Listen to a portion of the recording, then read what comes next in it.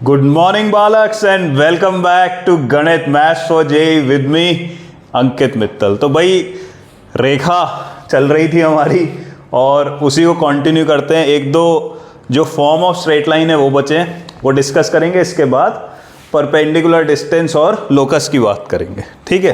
तो शुरुआत करते हैं। Determinant form of equation of straight line. देखो बहुत सिंपल सी चीज़ है। हमने पढ़ा था कि अगर कोई भी तीन पॉइंट हैं,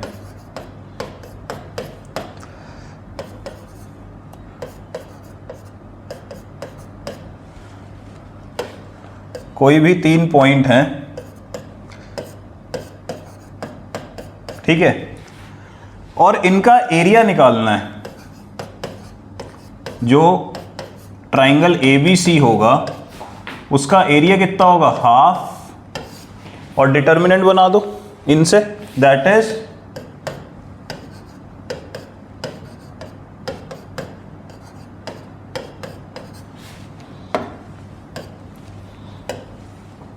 यही होगा, ये होगा area of this triangle ABC। अब मैंने बोला अगर ABC पॉइंट है, ये B है, ठीक है ना, मीन्स A और B दो पॉइंट गिवन है, और आपको एक ऐसे पॉइंट C मीन्स ऐसे X और Y में रिलेशन चाहिए जो कि इस लाइन को सेटिस्फाई करे या इस लाइन पे लाई करे। मीन्स C कहीं पे भी हो सकता है बट इस लाइन पे होगा। तो इसमें एक खास बात है कि ABC ट्राइंगल का जो एरिया होगा वो क्या होगा, 0 होगा। ट्राइंगल ABC का जो एरिया होगा वो कितना होगा, 0 होगा, ठीक है। बस इसी कंडीशन को यूज कर लेते हैं। इस कंडीशन को यूज करें अगर हम, तो हम ये लिख सकते हैं डिटर्मिनेंट 1 1 1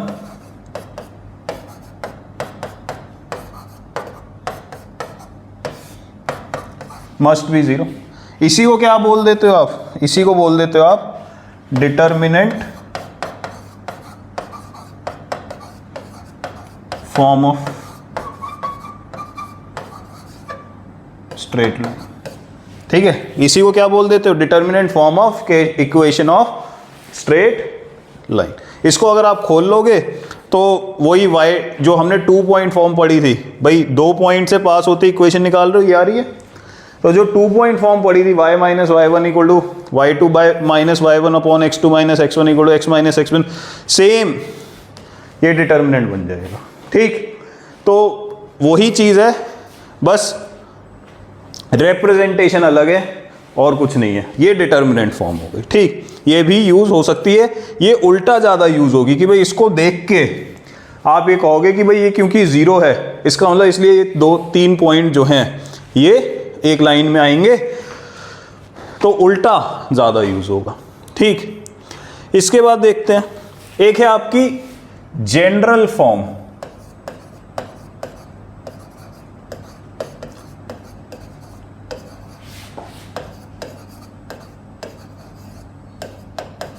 क्या है, general form of equation of straight line, ठीक है।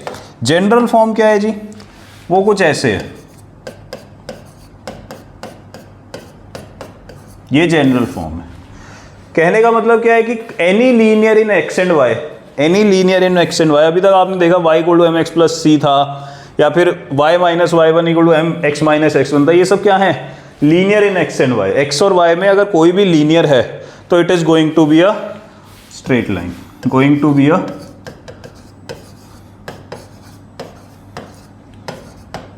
Straight line. तो जनरल फॉर्म बोल दिया ऐसे क्यों, क्योंकि हमें पता है कि कोई भी अगर स्ट्रेट लाइन या कोई भी इक्वेशन जो एक्स एंड वाई में लीनियर लिखी गई है, तो 2 डायमेंशन सिस्टम एक्स वाई जो है इसमें एक स्ट्रेट लाइन ही बनाएगी। क्लियर हो गई बात। तो ये एक आपकी जनरल फॉर्म होगी, ठीक। तो अगर मैं फॉर्म्स के बारे में बात करूं तो यही है। इसके बाद एक आपकी जो आएगी वो है पैरामेट्रिक फॉर्म, उसे एक अलग वीडियो में डिस्कस करेंगे, वो थोड़ा सा बड़ा है, उससे पहले कुछ चीज़ें और पढ़नी पड़ेंगी, ठीक है ना। तो हमने अगर सोचें तो क्या क्या पढ़ी, सबसे पहले स्लोप इंटरसेप्ट, फिर स्लोप पॉइंट, फिर 2 पॉइंट फॉर्म, फिर इंटरसेप्ट फॉर्म, फिर नॉर्मल फॉर्म, फिर डिटर्मिनेंट फॉर्म, और ये general form. General form general है सबसे, आपको समझ में आता रहेगा। ठीक, चलिए तो नेक्स्ट जो हमारा इसमें टॉपिक है वो है perpendicular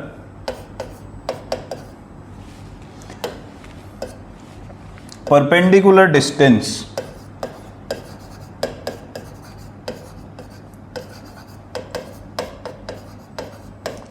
of a point from a line. एक पॉइंट का एक लाइन से परपेंडिकुलर डिस्टेंस, क्या कहना चाह रहे हैं देखिए जरा। हमने क्या करा, हमने बोला कोई भी एक स्ट्रेट लाइन बना लीजिए और से ये है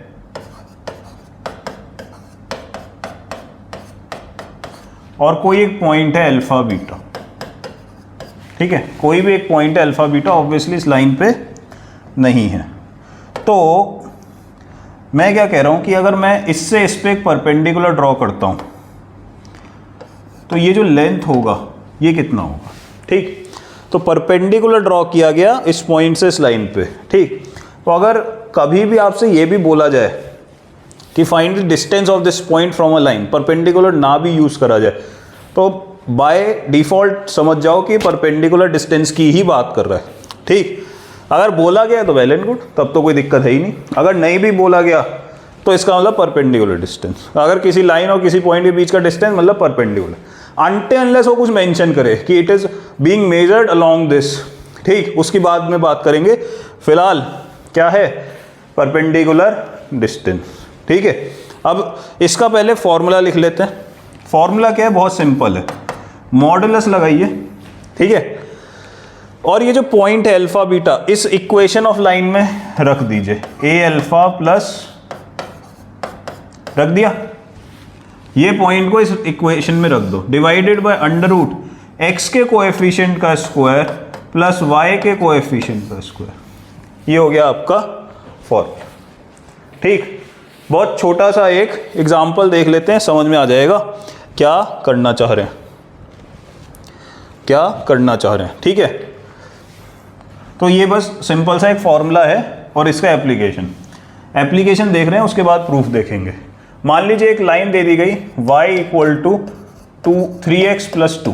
ठीक है जी, तो एक लाइन है ये L, ऐसे डिनोट कर देते हैं। फाइंड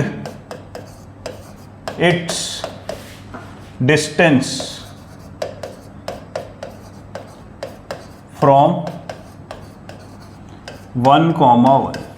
तो एक 1,1 पॉइंट से इसका डिस्टेंस निकालना है, ये क्वेश्चन है। और सॉल्यूशन क्या हो जाएगा, सिंपल, आपको ये लाइन पता है। ठीक है, तो सबसे पहले क्या है, इसको इक्वल टू 0 टाइप में लिख लो, चाहे तो y को उधर ले जाओ चाहे पूरे को इधर ले आओ, एक ही बात है। तो परपेंडिकुलर डिस्टेंस क्या हो जाएगा, ये पॉइंट 1,1 इसमें रख दो। ठीक है, 1 minus 3 into 1 divided by under root y का कोएफिशिएंट 1, x का कोएफिशिएंट -3। ठीक, तो ये क्या वैल्यू हो जाएगी, 3 2 5 4 अपॉन 9 एंड √10। तो आंसर हो गया 4/√10। सिंपल, क्लियर हो गई बात।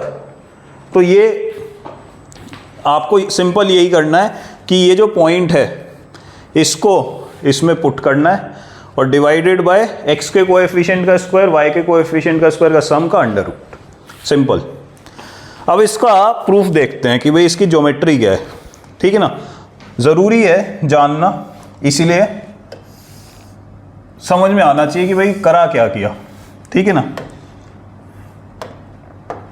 मान लीजिए ये लाइन है, बहुत सारे हैं इसके भी प्रूफ करने के तरीके, मैं एक बता रहा हूँ। इसलिए बता रहा हूँ क्योंकि उस तरीके के एप्लीकेशन आपको क्वेश्चन में भी हो सकते हैं कि भाई इस तरीके की चीज़ें आप क्वेश्चन में करो।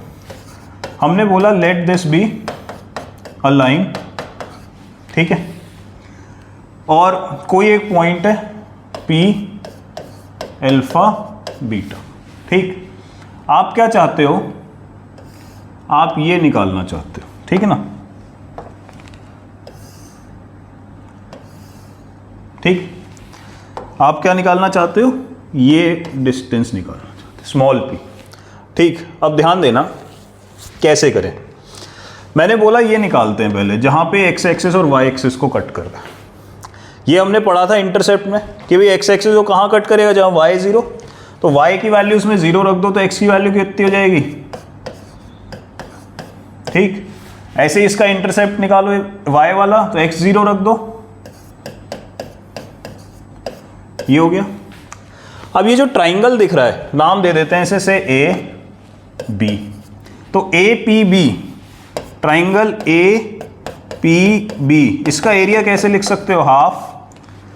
ठीक है, डिटर्मिनेंट यूज कर रहा हूं 1 1 1 अल्फा बीटा, ठीक है, और माइनस सी बाई ए 0 और 0 और माइनस सी बाई बी, ये लिख सकते हैं। इसका मॉड्यूलस और लेना पड़ेगा, इसका क्या लेना पड़ेगा, मॉड्यूलस। तो इसके लिए मॉड्यूलस साइन और लगा देते हैं, तो ये हो गया ये। तो ये कितनी हो गई वैल्यू, जरा इसको थोड़ा सा सॉल्व कर लो इसी कॉलम के रिस्पेक्ट में। अगर आपको वो फॉर्मूला याद रह जाता है x1 y2 माइनस y3 वाला, वो कर लो या फिर इसको कर लो, हार्डली 30 सेकेंड्स का डिफरेंस आएगा, कोई खास फर्क नहीं आएगा। तो ये हो जाएगा half 1 as it is this into this C square by A B, ठीक है, माइनस 1 इंटू ये हटा अल्फा इंटू दिस, तो माइनस ये 0 बीटा 0 हो जाएगा, और प्लस ये हटा और ये हटा, alpha into 0 minus of this means plus का बीटा सी बाई, ये हो गया ऐसा। ठीक है जी, ये हो गया ऐसा। तो this is going to become, और मॉड्यूलस आपका बाहर में है, this is going to look like what. इसको देख लेते हैं कि भाई ये कैसा दिखेगा। ठीक है, तो एक तो एलसीएम ले लेते हैं ए बी, तो जाएगा हाफ ए बी, ठीक है, और सी सी सी सब में कॉमन आ रहा है, तो सी को भी बाहर निकाल लो, ये हो गया सी बाहर। अब देखो ये कैसा दिखेगा, अल्फा के साथ बी ऑलरेडी था तो ए बचेगा, तो a alpha plus b beta plus c, इसका मॉड्यूलस ऐसा दिखेगा। तो अगर मैं डिटर्मिनेंट का यूज करके ये जो ट्राइंगल है ए पी बी, इसका एरिया निकालता हूं तो वो कितना आता है, ये आ जाता है। क्लियर हो गई बात। अब मैं ऐसा कर क्यों रहा हूं, अभी तक आपको आई होप समझ में आया होगा कि भाई अगर इस एरिया को हाफ बेस मीन्स हाफ ए बी इंटू पी कर दें तो पी की वैल्यू निकल जाएगी।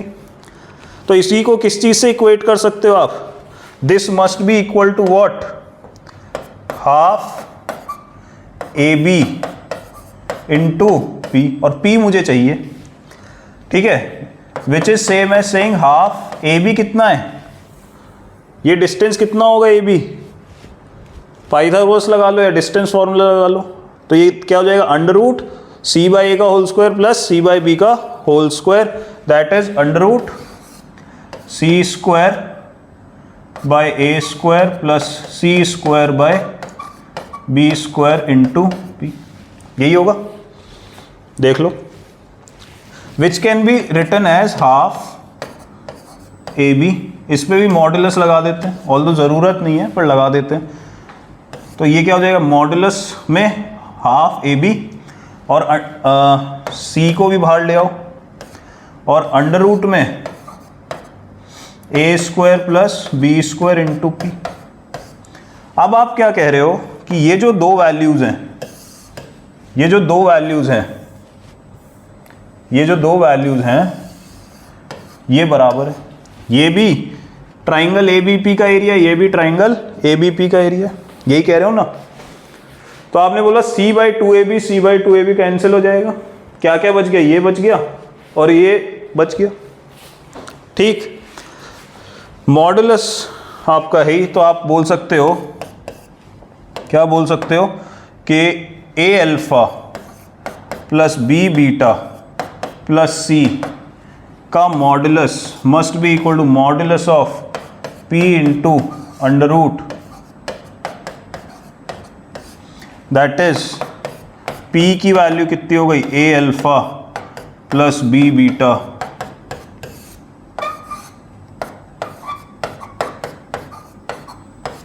ये आ गई। सिंपल है। ये क्या हो गया, ये क्या हो गया, perpendicular distance of the point alpha beta from the line a x plus B y plus c equal to 0। आपको फॉर्मूला याद रखना है। ज्योमेट्री अगर आपको याद रह जाए बहुत अच्छी बात है, नहीं तो इतना ज़रूर याद रखना है कि भाई हमने करा क्या है इसमें, कि भाई हमने इस ट्राइंगल का एरिया निकाला पहले डिटर्मिनेंट फॉर्म से और फिर निकाला हमने हाफ बेस इनटू हाइट से। तो ऐसे तरीके हम क्वेश्चन सॉल्व करने में और भी लोकस के या कुछ में करेंगे ज़रूर, इसलिए ये जो मेथड है ये इंपॉर्टेंट है, ठीक है ना। और फॉर्मूला अगर हम देखें तो सिंपल हम क्या कह रहे हैं कि भाई फॉर्मूले में क्या हो रहा है कि ये जो पॉइंट है ये इस लाइन में रख दो, x की जगह अल्फा, y की जगह बीटा, डिवाइडेड बाय x का कोएफिशिएंट का स्क्वायर प्लस y के कोएफिशिएंट का स्क्वायर का अंडर रूट, आपका क्वेश्चन सॉल्व। सिंपल है। तो किसी भी पॉइंट का परपेंडिकुलर डिस्टेंस निकाल सकते हो, है ना। अब आप खुद समझ जाओ, अगर अल्फा बीटा इस लाइन पे आ जाता तो यही ज़ीरो हो जाता, है ना। तो कोई एक्सेप्शन नहीं है, ये हमेशा काम करेगा। इसमें एक और चीज़ आप ध्यान रखो, नोट बना के लिख लो कि जो परपेंडिकुलर डिस्टेंस होगा वो शॉर्टेस्ट होगा। भाई इससे सबसे शॉर्टेस्ट होगा। तो कभी कभी टर्मिनोलॉजी ये भी यूज़ होगी, नोट बना के लिख लो, find the shortest distance of the point from the line, ठीक है ना। तो आप ये टर्मिनोलॉजी भी यूज़ करोगे कि भाई जो शॉर्टेस्ट डिस्टेंस है, जो शॉर्टेस्ट डिस्टेंस है वो ही shortest distance between point and line is same as perpendicular distance between point and line। तो पॉइंट और लाइन के बीच का परपेंडिकुलर डिस्टेंस बोलो या शॉर्टेस्ट डिस्टेंस बोलो, एक ही बात है। क्लियर हो गई बात। फॉर्मूला आपको समझ में आया होगा कैसे निकाला जाता है, ठीक। अब एक और चीज़ हमने पढ़ा था, जो फॉर्म ऑफ इक्वेशंस पढ़े थे उसमें पढ़ी थी नॉर्मल फॉर्म, ठीक है ना। तो नॉर्मल फॉर्म का एक क्वेश्चन कैटेगरी या एक एप्लीकेशन आता है कि भाई जनरल फॉर्म को नॉर्मल फॉर्म में कन्वर्ट कैसे करें, तो वो और देख लेते हैं। तो converting general form of straight line to normal form, ठीक है। तो कहने का मतलब क्या है कि भाई हमने पढ़ा था कि अगर कोई भी लाइन है ये, तो इसकी जो नॉर्मल फॉर्म होगी वो क्या होगी कि भाई यहां से एक परपेंडिकुलर डालिए, क्या डालो, परपेंडिकुलर, ठीक है। इसका अगर डिस्टेंस p है या ये लेंथ p है, ठीक है, तो ये जो इक्वेशन है और ये एंगल अल्फा है, तो ये जो इक्वेशन है ये क्या हो जाएगी, याद आ रहा है, याद है ना ये। अब हमने बोला कि भाई एक जनरल इक्वेशन है ये, इसको नॉर्मल फॉर्म में कन्वर्ट करना है। मींस बेसिकली आपको p निकालना है और अल्फा निकालना है, p निकालना है और अल्फा निकालना है। तो क्या करें, देखो आप खुद सोचो, आपको p क्या दिया हुआ है, p is the distance of origin to line, origin से लाइन का जो परपेंडिकुलर डिस्टेंस है वो है। तो अगर मैं p निकालना चाहूं from this, we can say p will be modulus of c, x की जगह 0 रखा, y की जगह 0 रखा, क्यों, ओरिजिन से डिस्टेंस है, अभी फॉर्मूला पढ़ा था, ये 0 रखा अपॉन, ठीक है क्या, मीन्स मॉडुलस, ठीक। तो आप क्या कहोगे कि भाई p तो राइट हैंड साइड में आना चाहिए, इस इक्वेशन के राइट हैंड साइड में, एक्स वाई लेफ्ट में और राइट में p। तो मैं क्या करता हूँ, मैं इसको इस फॉर्म में लिखता हूँ, ax plus B Y equal to, ठीक है, c अपॉन, ठीक है, ऐसे लिख सकता हूं। बट इसमें एक कंस्ट्रेंट क्या है कि मैंने मॉड हटा दिया, तो मैंने क्या बोला कि भाई ये जो राइट हैंड साइड है ये पॉजिटिव होना चाहिए। आप किस तरीके से इसको पॉजिटिव बनाओगे, आप खुद सोचो, आप किस तरीके से इसको पॉजिटिव बनाओगे खुद सोचो। कि भाई अगर ax plus B y plus c लिखा है और c नेगेटिव है तो इधर जाके अपने आप पॉजिटिव हो जाएगा, और अगर c पॉजिटिव है तो जो ax प्लस बी वाई है उसे दूसरी साइड ले जाओ। कहने का मतलब है जो राइट साइड में बचा ये पॉजिटिव आना चाहिए, और मैंने पूरी इक्वेशन को डिवाइड कर दिया a square plus B square से। ठीक, तो अब आप देख सकते हो क्या होने वाला है, सिंपल सी बात है, यहां पे माइनस ए अपॉन ये बन जाएगा cos alpha, minus B upon ये हो जाएगा साइन एल्फा, और ये जो क्वांटिटी थी ये पी थी। ठीक है ना, तो आपको जो एश्योर करना है ये करना है कि दिस मस्ट बी पॉजिटिव। ये कैसा होना चाहिए, पॉजिटिव। ठीक, एक एग्जांपल ले लेते हैं, समझ में आ जाएगा। ठीक है, जिसको नहीं आया हो, वैसे आ जाना चाहिए, बहुत सिंपल सी चीज़ है। हमने क्या बोला, जो राइट हैंड साइड में है वो पॉजिटिव क्वांटिटी है, जो राइट हैंड साइड में है वो पॉजिटिव क्वांटिटी है, इसलिए जब ax plus B y plus c में से एक कांस्टेंट वाली क्वांटिटी को राइट में लेके गए तो ऐसे लेके जाएंगे कि वो पॉजिटिव है। एक एग्जांपल देख लेते हैं, समझ में आ जाएगा। फॉर एग्जांपल आपके पास है, ठीक है, और क्या करना है, कन्वर्ट टू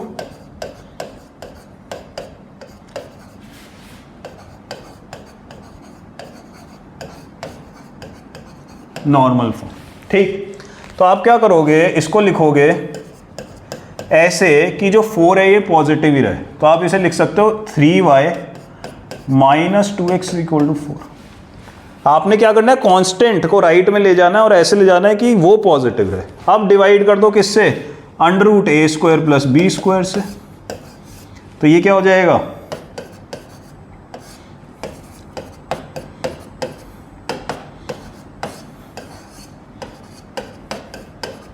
ये हो गया ये। ठीक,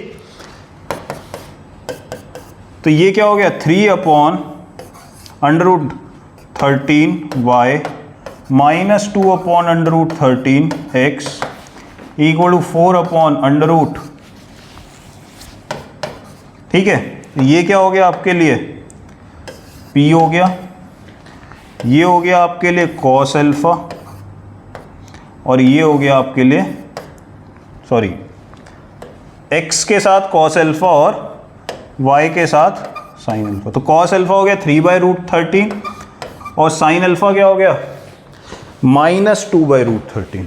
तो आपने क्या ऑब्जर्व करा, cos एल्फा पॉजिटिव आ रहा है पर sin एल्फा नेगेटिव आ रहा है। इसका मतलब मैं ये बोल सकता हूं, अगर मैं ड्रॉ करूं line, cos alpha positive, sin alpha negative, कहाँ होगा, ASTC यहीं पे होगा। इसका मतलब ये लाइन ऐसे बन रही होगी क्योंकि परपेंडिकुलर ये होगा और ये अल्फा होगा। इससे एक ये चीज़ पता लगती है। ठीक, ये अल्फा होगा जो कि 4th क्वाड्रेंट का एंगल होना पड़ेगा, तभी ऐसा हो सकता है कि cos एल्फा पॉजिटिव आ रहा और sin एल्फा नेगेटिव। तो एक ये चीज़ आपको ध्यान रखनी है कि भाई नॉर्मल फॉर्म में कैसे कन्वर्ट करेंगे। नॉर्मल फॉर्म में कन्वर्ट करने का सिंपल सा मतलब है, क्या क्या पूछ रहा है वो, ये अल्फा पूछ रहा है और ये परपेंडिकुलर डिस्टेंस पूछ रहा है। ठीक है ना, ये अल्फा पूछा और ये परपेंडिकुलर डिस्टेंस पूछ रहा है। क्लियर हो गई बात। चलिए तो नेक्स्ट करते हैं। नेक्स्ट आर्टिकल जो आपका आता है अब वो है लोकस। क्या है, लोकस। ये बड़ी इंटरेस्टिंग सी चीज़ है। ठीक है ना, लोकस ही है सब कुछ। स्ट्रेट लाइन क्या है, किसी चीज़ का एक लोकस है। ठीक है ना, लोकस का मतलब क्या है, लोकस का मतलब बहुत सिंपल सा है। आपने फिजिक्स में प्रोजेक्टाइल मोशन पढ़ा होगा। हमने क्या करा, पत्थर फेंका, ठीक, वो पत्थर ऐसे चल के यूं गया, ठीक है ना, कुछ इस पे कंस्ट्रेंट लग रहे हैं फिजिकल, ग्रेविटी लग रही है, फ्रिक्शन लग रहा है, एयर फ्रिक्शन, विस्कोसिटी, कुछ कुछ लग रहा है, वो ये ऐसा, ये जो इसका पाथ इसने ट्रेस करा, इसको बोला गया इसका लोकस। तो आपने एक पत्थर फेंका, उसको कुछ इनिशियल वेलोसिटी दी, मींस कुछ कंस्ट्रेंट है, वेलोसिटी है, ग्रेविटी है, विस्कोसिटी है, उस सब कंस्ट्रेंट में वो क्या गया, एक पाथ ट्रेस करा, वो पाथ क्या हो गया, उसका लोकस। और उस लोकस की इक्वेशन निकालने के लिए हम कुछ कुछ चीज़ें करेंगे, वही हमारा एक तरीके से इक्वेशन ऑफ लोकस हो जाएगा, या how to find the equation of locus. तो लोकस क्या है, जो पाथ ट्रेस किया गया, और इक्वेशन ऑफ लोकस उस पाथ की इक्वेशन, ठीक। अब मैथ्स में फिजिकल कंस्ट्रेंट नहीं होंगे, मैथ्स में कंस्ट्रेंट होंगे ज्योमेट्रिकल, ठीक है ना। मैथ में कंस्ट्रेंट कैसे होंगे, ज्योमेट्रिकल। देखते हैं एक example. For example, find locus of a point that moves, ध्यान देना वो मूव जरूर कर रहा होगा, एक पॉइंट होगा जो वेरिएबल होगा या जो मूव कर रहा होगा, that moves such that in a plane, एक प्लेन में मूव कर रहा है, such that its distance from a fixed point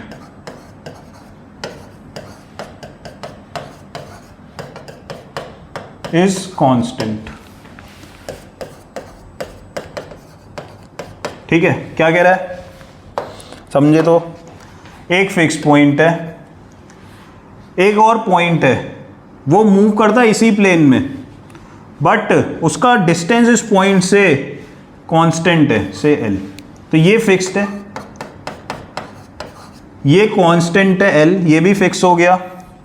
तो अगर मैं इस पॉइंट को मूव कराता हूं तो कहां मूव करेगा, ये ऐसे एक सर्कल में। तो ये क्या हो गया इसका लोकस। इसकी इक्वेशन क्या बोल दी जाएगी, इक्वेशन ऑफ लोकस। ठीक, यहां पे क्या हुआ, ज्योमेट्रिकल कंस्ट्रेंट क्या है कि भाई ये जो पॉइंट मूव कर रहा है ये किसी एक फिक्स पॉइंट से हमेशा एक कांस्टेंट दूरी पर रहता है, कांस्टेंट डिस्टेंस पे रहता है, और इसी प्लेन में लाई कर रहा है। अब मैं थोड़ा सा कंडीशन चेंज कर देता, मैं बोलता इस प्लेन पे रहे, जरूरी नहीं है। तो ये फिक्स हो गया पॉइंट, ये डिस्टेंस फिक्स हो गया, तो ये पॉइंट कहाँ मूव करेगा, खुद सोचो, कहीं पे भी मूव करेगा ऐसे, तो इस बार क्या बना देगा, स्फेयर। स्फेयर बन जाएगा, दिखता है इतना तो, स्फेयर बन जाएगा। क्यों, क्योंकि सेंटर फिक्स हो गया, थ्रेड का एक तरीके से ये डिस्टेंस फिक्स हो गया, पत्थर आप घुमाते रहो तो वो पूरा का पूरा क्या बना देगा, स्फेयर बना देगा। ठीक, तो इसी तरीके से आपको कोई ज्योमेट्रिकल कंस्ट्रेंट दे दिए जाएंगे, ठीक, और उसके बाद लोकस पूछा जाएगा।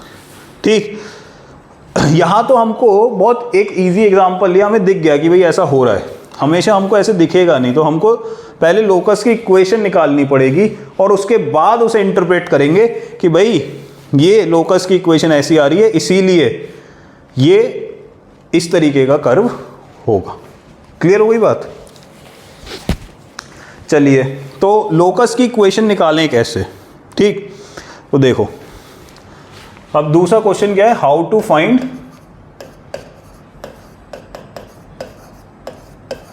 Equation of locus. ठीक है ना, तो लोकस हमेशा सर्किल होगा ऐसा नहीं है। लोकस, क्योंकि बहुत बच्चे बार बार ये कंफ्यूजन बाद में करते रहेंगे कि भाई लोकस क्या है, सर्कल। नहीं, ऐसा नहीं है, क्योंकि एग्जाम्पल दिया है बस ये समझाने के लिए कि इस पर्टिकुलर कंस्ट्रेंट में, इस पर्टिकुलर ज्योमेट्रिकल कंस्ट्रेंट में जो पॉइंट मूव कर रहा है वो कहाँ मूव कर रहा है, सर्कल पे। अगर प्लेन हटा दिया तो वो स्फेयर हो जाएगा।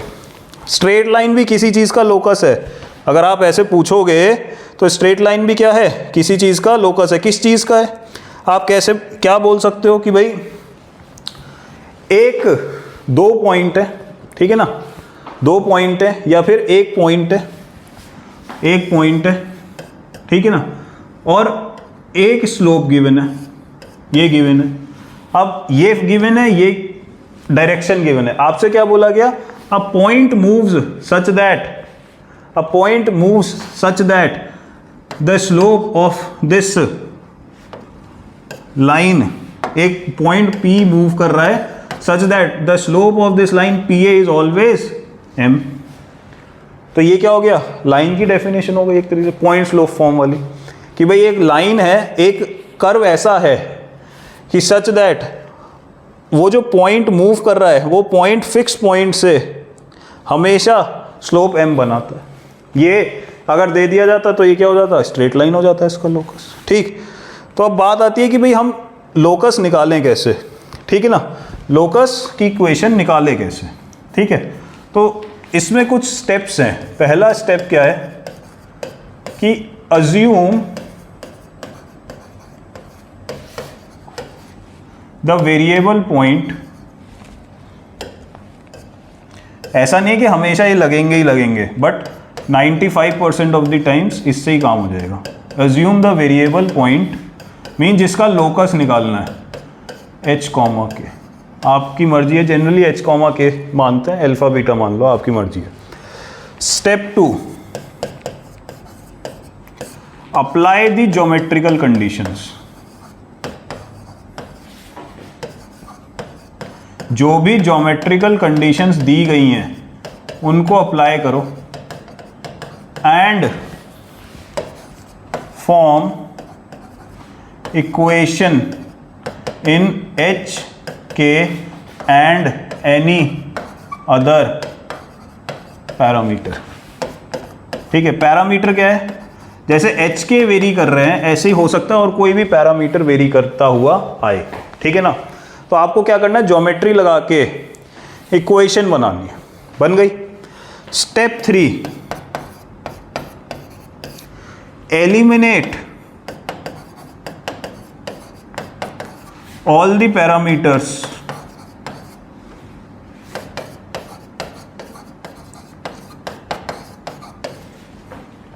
to get an equation in HK। Mean जितने भी आपके पैरामीटर थे उनको सबको क्या कर देना, एलिमिनेट, कैसे भी करके उन्हें एलिमिनेट कर दो। तो जनरली क्या होगा, अगर मान लीजिए 2 पैरामीटर यूज हो रहे हैं A, B, ठीक है, तो आपके पास 3 इक्वेशन मिलेंगी, क्योंकि एलिमिनेशन के लिए यही ज़रूरी है। आपके पास एक पैरामीटर होता है A, तो 2 इक्वेशन मिलेंगी। ठीक है, और जो फाइनल स्टेप है वो क्या है, स्टेप 4 क्या है, रिप्लेस, ये जो फाइनल इक्वेशन आई HK में, HK को रिप्लेस किससे कर दें, XY से। रिप्लेस HK बाय XY, यही क्या हो जाएगा आपका इक्वेशन ऑफ लोकस। यही क्या हो जाएगा आपका इक्वेशन ऑफ लोकस आ जाए। ठीक होगी बात। एक एग्जांपल देखते हैं, अपने आप क्लैरिटी आ जाएगी। ठीक,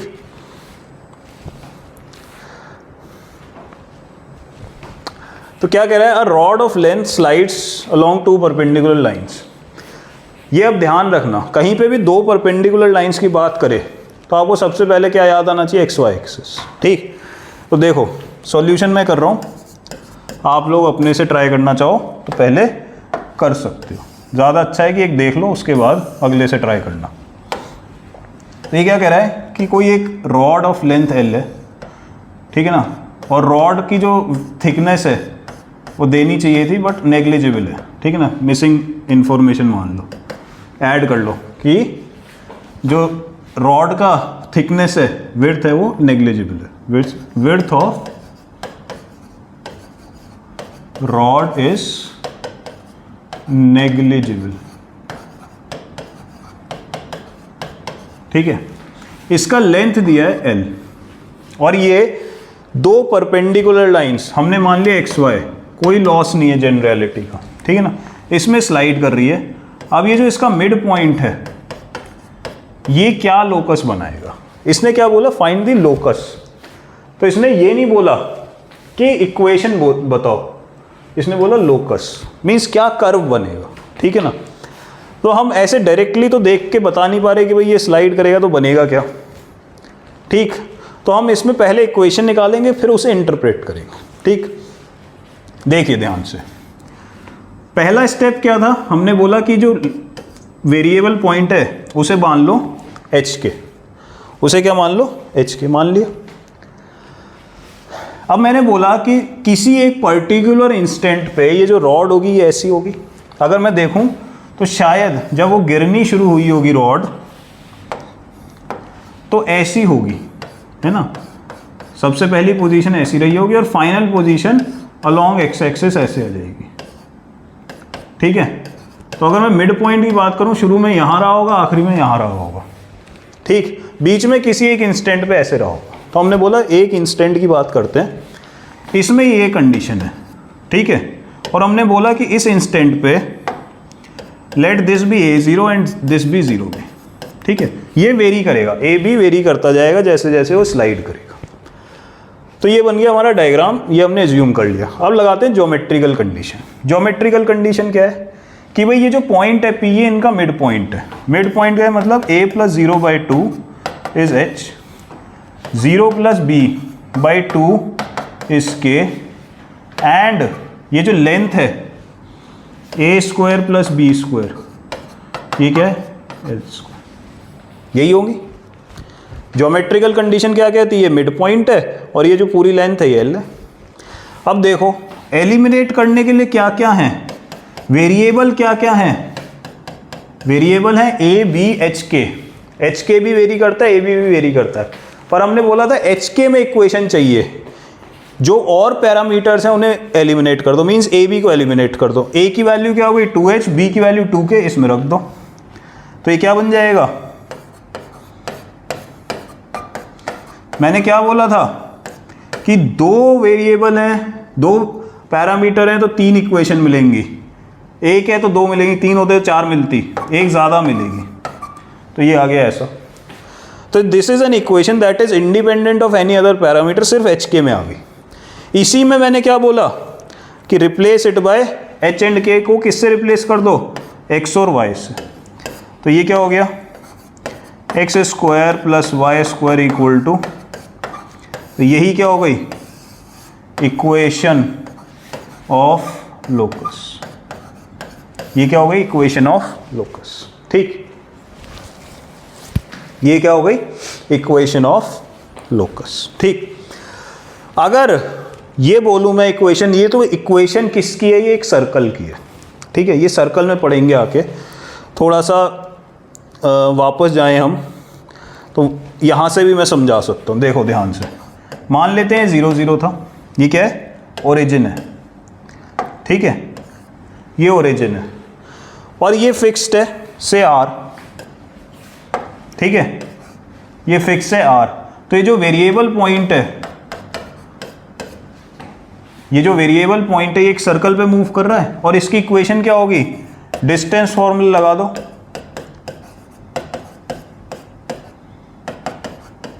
ठीक है, यहां से समझ आना चाहिए। ये वेरिएबल पॉइंट था, इसमें कोई एलिमिनेशन के लिए कुछ ज़रूरत नहीं है। क्यों, क्योंकि R फिक्स है, HK में इक्वेशन है, रिप्लेस कर दो। तो मैं ये बोल सकता हूँ कि any equation of the form this x² + y² = R² is a equation of circle जिसका रेडियस है R और सेंटर है ओरिजिन। ठीक, ये ऑल्दो बाद में जब सर्कल पढ़ेंगे तो डिटेल में पढ़ेंगे, तो अभी के लिए सिर्फ ये समझना चाह रहे हैं हम कि भाई ये जो लोकस आया ये है क्या। तो आपने क्या बोला कि भाई ये जो लोकस है, ये एक सर्कल आया जिसका सेंटर है ओरिजिन और रेडियस है L/2। सेंटर क्या है, एक इंपॉर्टेंट पॉइंट है, ध्यान से सुनना, रेडियस है L/2। ठीक है, ध्यान से सुनना।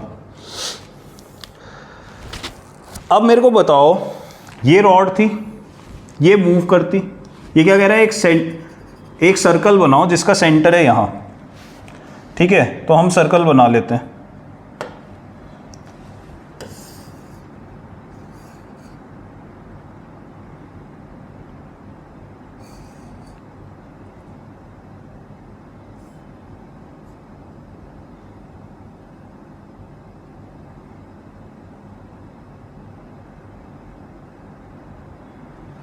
ठीक है, सही है। तो इस केस में क्या हो गया, इसका सेंटर, और इस पोजीशन में ये इससे पास कर रहा होगा, इस पोजीशन में ये इससे पास कर रहा होगा। ठीक, इस पोजीशन में जब आएगा तो ये वाला पॉइंट मिलेगा, मींस इस तरीके का कुछ सर्कल होगा। ठीक है क्या, इस तरीके का कुछ सर्कल होना पड़ेगा, मींस एक क्वार्टर सर्कल होगा ऐसा। ठीक है क्या भाई, यहां से शुरू हुआ सबसे पहले, और जैसे जैसे रॉड गिरती गई वैसे वैसे पॉइंट मूव करता गया। ठीक, इसका रेडियस कितना है, L/2, सेंटर कहाँ है ये, ना ये पोर्शन मिलेगा ना ये पोर्शन मिलेगा ना ये पोर्शन मिलेगा, बट ये जो इक्वेशन आई ये पूरे सर्कल की आई। ठीक, तो ये एक चीज़ बड़ी ध्यान देना, जैसे जैसे आप आगे बढ़ोगे आपको ज्योमेट्री समझ में आएंगी कि भाई ये इक्वेशन कौन सी इक्वेशन किस चीज़ को रिप्रेजेंट कर रही है। ठीक, तो हमने ये देखा कि ये जो इक्वेशन आती है ये तो पूरे सर्कल की आई, क्योंकि क्वार्टर सर्कल की अलजेब्रा के फॉर्म में इक्वेशन ऐसे लिख सकते हैं, पर जो आती है वो हमेशा उस फॉर्म में ही आए वो ज़रूरी नहीं है। ठीक, बट जो एक्चुअल लोकस है वो सिर्फ एक क्वार्टर सर्कल है, ये पूरा सर्कल नहीं है। ठीक, तो आपने जो इक्वेशन निकाली उसे ज्योमेट्रिकली इंटरप्रेट करना पड़ेगा कि किस पोर्शन, कौन सा पोर्शन एक्चुअली में मिल रहा है। तो इस क्वेश्चन का आंसर क्या होगा, इस क्वेश्चन में जो ऑप्शंस दिए गए होंगे वो होंगे इसके, भाई एक ऑप्शन ये होगा कि it is a quarter circle. ठीक, तो इसने लोकस पूछा, लोकस क्या है, एक क्वार्टर सर्कल, जिसकी इक्वेशन क्या है ये।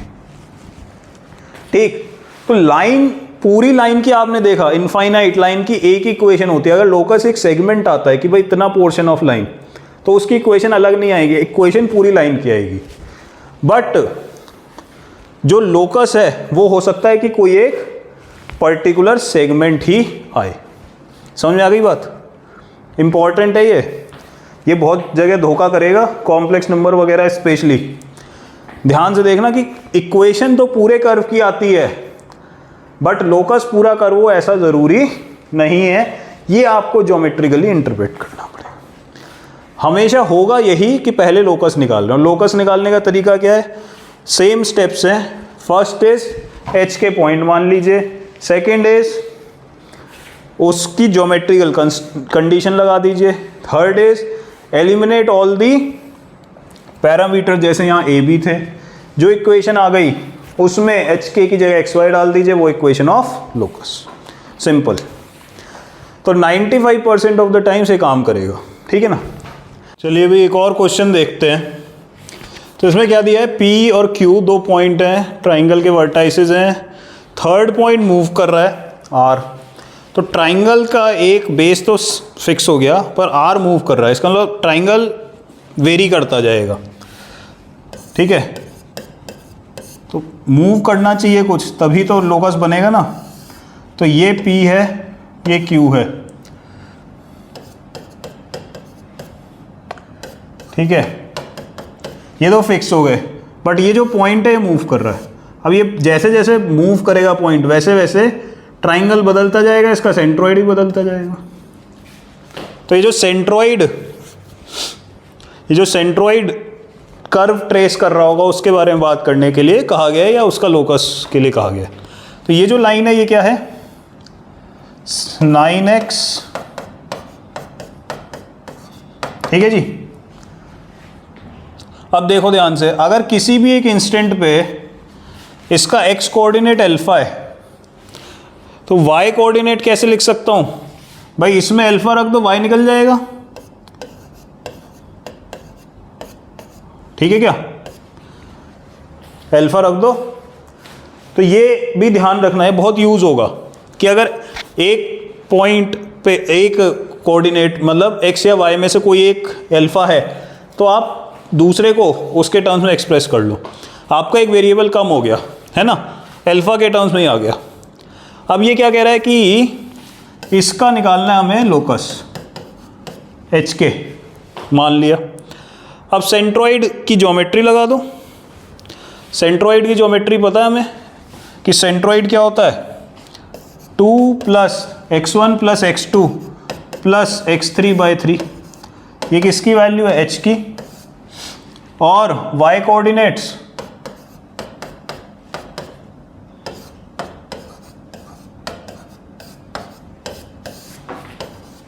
ये किसकी वैल्यू हो गई? k। ठीक है क्या?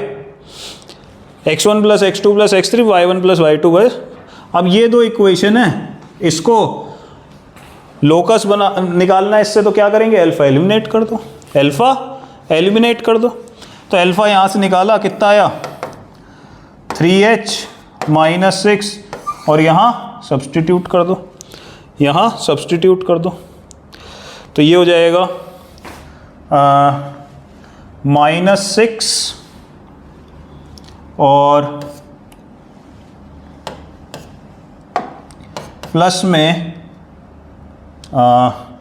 या माइनस कर देते हैं इसे, माइनस में 9 टाइम्स अल्फ़ा की value 3h minus 6 plus 4 divided by 7 equal to 3 के। ये जो इक्वेशन आ गई ये h और k में, तो यही क्या होगी? Equation of locus. बस इसमें h k की जगह क्या लिख दोगे आप? x और y। ठीक, तो सॉल्व कर लेते हैं। तो ये हो जाएगा -42, ठीक है जी, और -27h और प्लस 54 और -4 इक्वल टू 21k। इसको ऐसे लिख सकते हो आप, k की जगह y लिख दो, तो y इक्वल टू 27/21x, ठीक है क्या? और कांस्टेंट क्या क्या बच गया? -42 माइनस 44 इज 46 8/20। ठीक, अब मैंने इसको ऐसे क्यों लिखा? देखो क्वेश्चन में क्या पूछा गया, जो लोकस आया is parallel to what? Parallel कैसे बताते थे? स्लोप से। तो इसका जो स्लोप आया, ये जो लोकस आया इसका स्लोप कितना आ गया? ये एक स्ट्रेट लाइन है जिसका स्लोप है -3, किससे कटेगा? 3 से कटेगा, 9/7। अब अगर ये लाइन किसी के पैरेलल है तो उसका स्लोप -9/7 होना चाहिए। ये जो दी हुई है इसका स्लोप कितना है? ये जो दी हुई है, ये जो दी हुई है इसका स्लोप कितना है? -9/7। इसका मतलब ये जो रिक्वायर्ड लोकस है, ये जो लोकस है, ये लाइन बनेगा स्ट्रेट लाइन जो कि इसके पैरेलल हो। ये जो n लाइन गिवन है इसके पैरेलल होगी। इसका मतलब option D is your answer. Simple. तो हमेशा करना यही है कि भाई पहला स्टेप h के मानो, दूसरा स्टेप ज्योमेट्री लगाओ, तीसरा स्टेप एलिमिनेशन करो, एक इक्वेशन बन जाएगी। या तो वहीं ख़त्म हो जाएगा कहानी, या फिर उसका कुछ ज्योमेट्रिकल इंटरप्रिटेशन आ रहा हो। तो ये आ गया लोकस। एक और क्वेश्चन देखते हैं, ये क्या कह रहा है? ABC is a variable triangle, A दिया है, BC lie on this line, well lambda, यहाँ पे ये कर लेना, लैम्डा इज अ वेरिएबल, ठीक है ना? मतलब क्या वेरी कर रही है? लाइन वेरी कर रही है, ठीक है ना? जिसका स्लोप कितना है? 1। तो जरा देखते हैं किस तरीके की कहानी है। तो एक लाइन है y equal to x plus lambda, means slope fix है बट लैम्डा जैसे जैसे वेरी करेगा वैसे वैसे लाइन वेरी करेगी। Means set of parallel lines है। सेट ऑफ क्या है? पैरेलल लाइन्स है। यहाँ पे 1 हो सकता है, यहाँ हो सकता है y equal to x plus 2 हो जाए, y equal to x plus 3 हो जाए। मीन्स बहुत सारी लाइन्स है, पैरेलल है। ठीक, ये क्लियर है? इन पे क्या कर रहा है? इन पे जो है आपके पॉइंट्स कौन से लाए कर रहे हैं? B और C लाए कर रहे हैं, ठीक है ना? तो B और C इस पे कोई पॉइंट है, और A जो पॉइंट है वो फिक्स है, और ये बन गया ट्राइंगल, ठीक है? अब ये क्या कह रहा है? Locus of the ortho centre. भाई ऑब्वियस है कि क्या हो रहा होगा? ये BC वेरी करते जाएंगे, लाइन जैसे जैसे वेरी कर रही है वैसे वैसे ये जो BC हैं ये भी वेरी करेंगे। जैसे ये लाइन बनी, लैम्डा चेंज हुआ तो BC हो सकता है यहाँ पहुँच गए, ठीक है। इसका मतलब ये जो ट्राइंगल है ये वेरी करता जाएगा। अच्छा, BC सिर्फ इस लाइन पे फिक्स है ऐसा भी नहीं है, BC are any point that lie on this line, इसका मतलब कहीं पे दूसरी जगह भी हो सकते थे। बट कहानी क्या है कि A फिक्स है और BC इन लाइंस में कहीं पे भी हो सकता है, मीन्स वेरी कर रहा है, मीन्स ये जो ट्राइंगल है ये वेरी कर रहा है। इसका मतलब ये जो ऑर्थो सेंटर है भी वेरी करेगा। अब बात आई ऑर्थो सेंटर क्या होता है। ऑर्थो सेंटर क्या होता है कि भाई एक ऐसा पॉइंट होता है, वो कहाँ पे लाई करता है, वो ऑल्टीट्यूड पे लाई करता है, ठीक है क्या, ठीक है। तो मुझे एक बात समझ आई कि इससे इस लाइन के परपेंडिकुलर लाइन जो पास कर रही होगी इसी पे H लाई करेगा। अब ये कितना बड़ा सेगमेंट आएगा ये मुझे नहीं पता, बट इक्वेशन ऑफ लोकस क्या आएगी, यही लाइन आएगी, इसमें कुछ और करने की जरूरत नहीं पड़ी। हमने बोला H इसी पे लाई करेगा, क्यों, क्योंकि ये फिक्स है और इसके परपेंडिकुलर है, इसका स्लोप फिक्स है तो इसका परपेंडिकुलर का स्लोप भी फिक्स होगा। इसका मतलब एक लाइन आ जाएगी। तो अ लाइन निकालते हैं, परपेंडिकुलर टू गिवन ये वाली line and passing through a, इसी पे ऑर्थो सेंटर लाई करना पड़ेगा। इसका मतलब इस ट्राइंगल को आप वेरी कराते जाओ कहीं पे भी, पर ऑर्थो सेंटर इसी लाइन पे लाई करेगा, ठीक। अब इस लाइन के कौन सा सेगमेंट लोकस होगा इसको हम नहीं कह सकते, इसमें पूछा भी नहीं, इसने बोला क्या लोकस बता दो, मीन्स इसमें से कौन से वाला इक्वेशन ऑफ लोकस, खाली लोकस लिखा इक्वेशन दिया, इसका मतलब इक्वेशन ही पूछ रहा है। तो आपको अब बस ये निकालना है कि ये जो लाइन है पिंक, इसकी इक्वेशन क्या होगी, ये किसके परपेंडिकुलर है, इसके, ठीक है ना। इसका स्लोप कितना है, y = mx + c से 1, और हमें पता है अगर लाइंस परपेंडिकुलर हैं तो लाइंस परपेंडिकुलर हैं तो उनके प्रोडक्ट ऑफ स्लोप्स क्या होता है, -1। अगर आपको याद हो तो ऑर्थो सेंटर जब निकाले गए थे तब भी ये बोला था m1 m2 -1 बहुत यूज़ होगा, यहाँ पे भी यही यूज़ हो रहा है।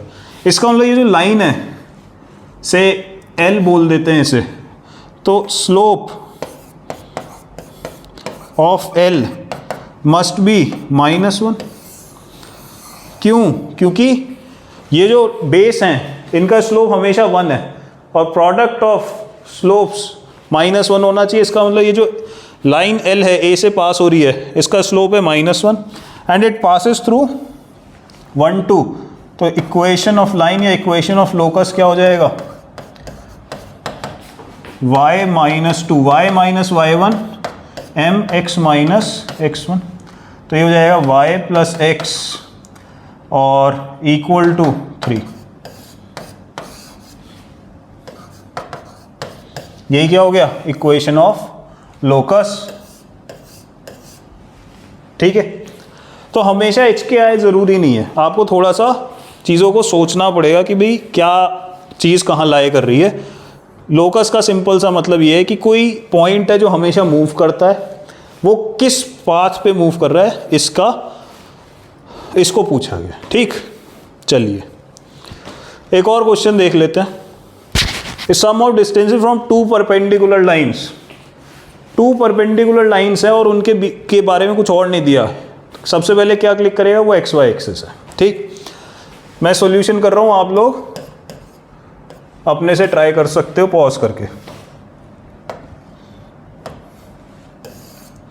तो 2 परपेंडिकुलर लाइंस हो गए, ठीक है। अब ये क्या कह रहा है कि कोई एक पॉइंट है P H कॉमा के, जिसका लोकस निकालना है। इसका इन दोनों से जो डिस्टेंस है उसका सम कांस्टेंट है। अब ध्यान देना, ये डिस्टेंस कितना है, ये डिस्टेंस K नहीं मॉड K लिखोगे, ये डिस्टेंस मॉड H लिखोगे। क्यों, क्योंकि H तो भाई इधर भी आ सकता है, K इधर भी आ सकता है, ठीक है ना, ये 1 है, बस इसमें यही थोड़ी सी ट्रिक थी। एच के में इक्वेशन आ गई, इसका मतलब जो लोकस हो गया वो ये हो गया, ये क्या हो गया, इक्वेशन ऑफ लोकस। अब बात ये है कि ये है क्या, बात ये है कि ये है क्या, इसको ट्रेस करते हैं। ध्यान देना, इसको ट्रेस कैसे करें, ध्यान देना। सबसे पहले मैं बोलता हूं इसको इधर ट्रेस करते हैं। किस पोर्शन में ट्रेस करते हैं, क्योंकि मॉड्यूलस है। मॉड्यूलस कैसे सॉल्व करोगे, मॉड्यूलस सॉल्व करने का यही तरीका कि भाई जहां पे x 0 क्रिटिकल पॉइंट है, क्रिटिकल पॉइंट नहीं समझ आता तो जहां पे वो 0 हो रही है, x 0 से बड़ा या 0 से छोटा, है ना। ये अपना डेफिनेशन कहाँ चेंज कर रहा है, ये अपना डेफिनेशन कहाँ चेंज कर रहा है। तो हमने बोला सबसे पहले ये हो गया, अगर x 0 से बड़ा y 0 से बड़ा तो सिंपली इक्वेशन विल बी ये, बोलो समझ में आता है भाई। अगर x y दोनों 0 से बड़े तो इक्वेशन ये हो जाएगी।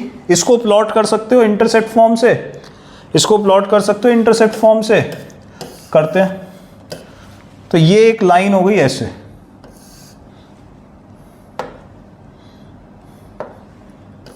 ठीक है, ये लाइन हो गई ऐसे। इस पे कहीं पे आपका ये जो पॉइंट है ऐसे रहा होगा, जिसका डिस्टेंस ऐसे रहा होगा, ठीक। और ये हो गया आपका 1,0 इंटरसेप्ट फॉर्म है, ठीक है। और ये सिर्फ उतने पोर्शन में है, कितने पोर्शन में, जहां पे x और y दोनों 0 हैं, से बड़े हैं, ठीक है। या 0 से बड़े भी ले सकते हो, कोई फर्क नहीं पड़ता, ठीक। तो इसका मतलब इतना पोर्शन जो फर्स्ट क्वाड्रेंट है उसमें तो ये लाइन आएगी। अब मैं एक ट्रिक बताता हूँ आपको। ट्रिक क्या है कि अगर कोई भी ग्राफ आपके पास आए जिसमें x और y दोनों में मॉड्यूलस लगाओ, ध्यान से सुनना, कोई भी ग्राफ आए जिसमें x और y दोनों पे मॉड्यूलस लगाओ, तो आपको क्या करना है, उस पोर्शन में वो ग्राफ बना लो जहां पे x और y पॉजिटिव है, मींस जहां पे दोनों 0 या 0 से बड़े। उस पोर्शन में ग्राफ बना लो जहां पे वो दोनों 0 या 0 से बड़े। उसके बाद क्या करो, उस पोर्शन का y एक्सिस में इमेज लो और इस पूरे का x एक्सिस में इमेज ले लो। ये शॉर्टकट हो गया, ये शॉर्टकट हो गया।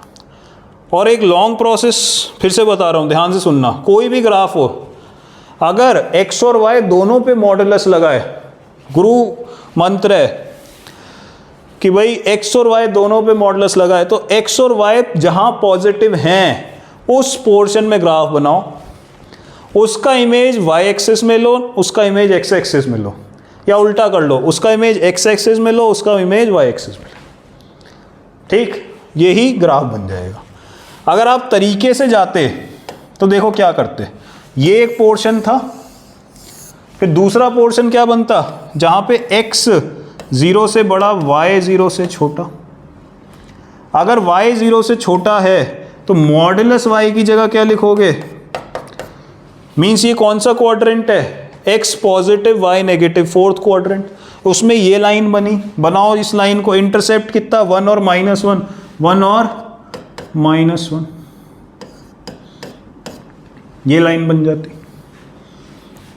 ठीक। ऐसे ही फिर इसमें बनाते x is negative y is negative, यहां बनाते x is negative y is positive.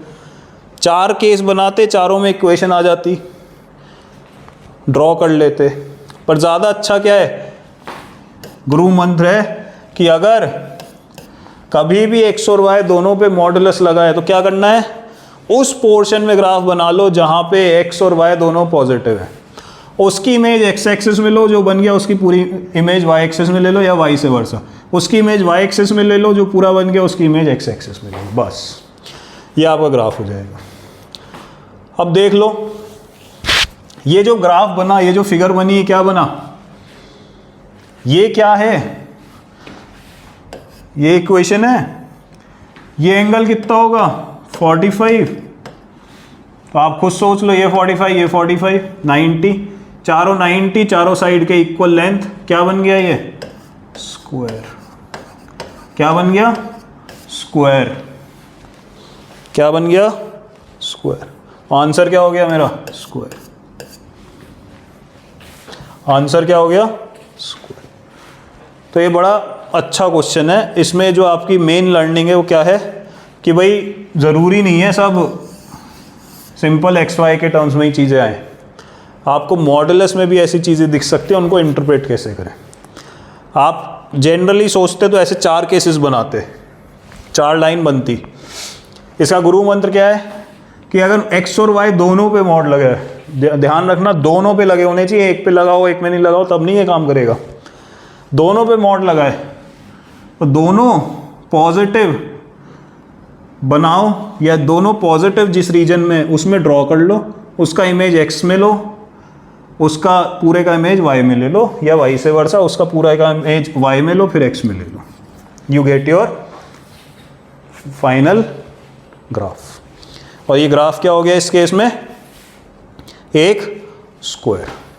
क्या बन गया, एक स्क्वायर। ठीक, क्लियर हो गई बात। कोई हो सकता है इसका एरिया पूछ लेता कि भाई एरिया इनक्लोज्ड, तो आपको पता है ये 1 है, इसका मतलब साइड लेंथ कितने हुए √2, एरिया हो जाता 2। ठीक, तो लोकस में हमेशा यही करना होगा, और लोकस कुछ भी आ सकता है, आगे चल के इलिप्स, पैराबोला, हाइपरबोला पढ़ेंगे, लोकस ही लोकस होगा। ठीक है, करना हर जगह यही है, लोकस वाले पॉइंट पर मान लो एच के, ज्योमेट्री कंडीशन लगाओ, पैरामीटर्स एलिमिनेट करो, इक्वेशन ऑफ लोकस मिल जाएगा। 95% ऑफ द टाइम्स ये होगा।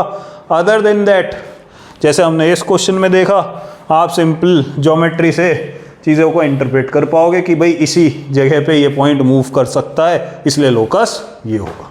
ठीक, तो ये हो गया आपका लोकस। ठीक, इसके बाद जो आएगा नेक्स्ट वीडियो में हमारा वो आएगा पैरामेट्रिक फॉर्म आएगी, और बाकी उसी के कॉन्टिन्यूशन में आगे करेंगे।